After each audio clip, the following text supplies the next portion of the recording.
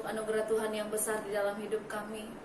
Kami tahu Tuhan Yesus, kami mempunyai Allah yang besar, yang sanggup menolong kami setiap hari, yang selalu menyertai kami. Terima kasih Tuhan. Saat ini kami siapkan hati kami untuk renungan. Berbicaralah atas setiap kami di dalam nama Yesus. Haleluya. Amin. Shalom Bapak Ibu, Saudara yang dikasihi Tuhan. Kembali bersama dengan saya pada hari ini Selasa, tanggal 9 Januari 2024. Kita mari membaca dan merenungkan firman Tuhan dengan tema pada hari ini adalah mata yang tertuju kepada Yesus. Bacaan kita hari ini diambil dari Ibrani 12 ayat 1 sampai dengan yang ke-13, dan saya akan membacakan beberapa ayat daripadanya. Yang pertama saya akan membacakan bagi saudara dari ayat 1 sampai dengan yang ketiga. Demikian firman Tuhan. Karena kita mempunyai banyak saksi, bagaikan awan yang mengelilingi kita, marilah kita menanggalkan semua beban dan dosa yang begitu melekat pada kita, dan berlomba dengan tekun dalam perlombaan yang ada di depan kita. Marilah kita melakukannya dengan mata yang tertuju kepada Yesus, perintis iman dan yang membawa iman itu kepada kesempurnaan. Yang dengan mengabaikan kehinaan tekun memikul salib demi sukacita yang ada di depan Dia, yang sekarang duduk di sebelah kanan tahta Allah. Ingatlah, selalu Dia yang tekun menanggung bantahan yang sehebat itu terhadap dirinya dari pihak-pihak orang-orang berdosa, supaya jangan kamu menjadi lemah dan putus asa.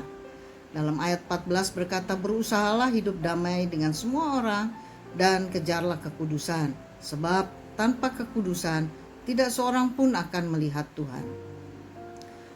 Nah saudara, renungan kita pada hari ini, mari kita sama-sama belajar, yaitu mata adalah pintu kehidupan manusia. Dari matalah maka seseorang akan melakukan segala hal untuk memenuhi kebutuhan mata itu. Jika mata jasmani melihat sesuatu yang baik, maka dia akan melakukan pekerjaan baik. Namun jika mata tersebut melihat sesuatu yang jahat, yang menggiurkan hati, maka seseorang akan melakukan pekerjaan jahat dan yang tidak berkenan kepada Tuhan. Mata jasmani dapat mempengaruhi mata rohani seseorang.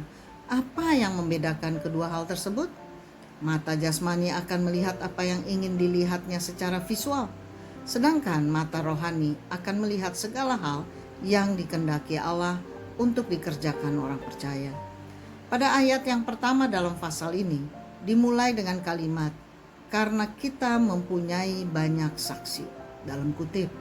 Ini berarti bahwa banyak orang menyaksikan perbuatan kita dengan menggunakan mata jasmani. Seseorang saksi yang valid harus melihat, mengalami, dan atau merasakan. Jika tidak menggunakan panca indera tersebut, maka kesaksian seseorang dianggap tidak valid.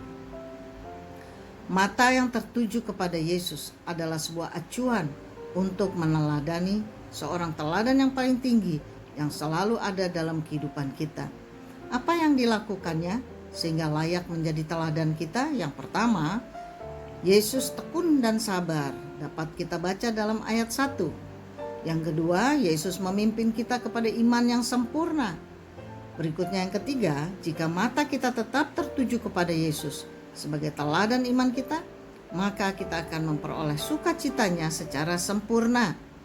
Yang keempat, Yesus berada di sebelah kanan Allah Bapa untuk melaksanakan semua fungsi sebagai pemimpin, imam besar, dan hakim. Banyak orang menganggap hidupnya belum sempurna dan belum mencapai tujuan yang dikehendakinya. Namun, jika mata kita terus saja tertuju kepada Tuhan Yesus, maka kita akan mengerti apa yang Tuhan kehendaki dalam hidup ini, dan kita juga akan dimampukan melakukan pekerjaan yang telah disiapkan olehnya. Bagaimana agar mata kita tetap tertuju kepada Tuhan Yesus? Maka yang pertama, lupakan apa yang di belakang dan arahkan diri kepada yang ada di depan, yang ada di hadapan kita. Saudara dapat membacanya dalam Ibrani 12 ayat 1 sampai dengan yang kedua. Yang kedua, fokus dengan melangkah pada tujuan. Silakan membaca dalam Ibrani 12 ayat yang ke-14. Nah, kemudian yang ketiga, memiliki harapan memperoleh hadiah yaitu panggilan sorgawi dari Allah dalam Yesus Kristus. Saudara dapat membacanya dalam Ibrani 12 ayat yang ke-15. Mata kita harus senantiasa tertuju kepada Tuhan kita Yesus Kristus. Artinya, mata kita akan terus tertuju kepada firman-Nya dan hidup selaras dengan firman Tuhan. Firman-Nya akan menuntun dan mengarahkan serta memberikan nasihat kepada kita agar tujuan hidup kita sesuai dengan rancangan-Nya. Nah, saudara, refleksi kita pada hari ini, Allah Bapa berkenan kepada Yesus Kristus karena dalam hidupnya Ia mengarahkan segala kehendak-Nya kepada kehendak Bapa. Karena itu biarlah hidup kita juga diarahkan kepada Yesus Kristus yang menyelamatkan dan memberi pengampunan akan dosa-dosa kita. Mari kita lakukan apa yang dilakukan oleh Tuhan Yesus, yaitu matanya tertuju kepada Allah Bapa dan pada kehendak-Nya. Dengan demikian, iman kita tidak akan tergoyahkan, tetap kokoh dalam Kristus Yesus. Demikian pembacaan dan perenungan firman Tuhan kita pada hari ini. Saudara, mari kita berdoa. Bapa, di dalam nama Tuhan Yesus Kristus, kami bersyukur buat firman-Mu yang memberikan kekuatan baru bagi kami, supaya kami tetap beriman teguh kepada Engkau Tuhan Yesus sebagai Tuhan kami, yang terus mengarahkan kami dan memberikan kami nasihat, supaya kami tetap teguh dan kokoh di dalam firman-Mu, dan kami juga dimampukan untuk melakukan kehendak-Mu. Terima kasih Bapa, di dalam nama Yesus Kristus kami sudah berdoa dan bersyukur kepadamu. Haleluya. Amin.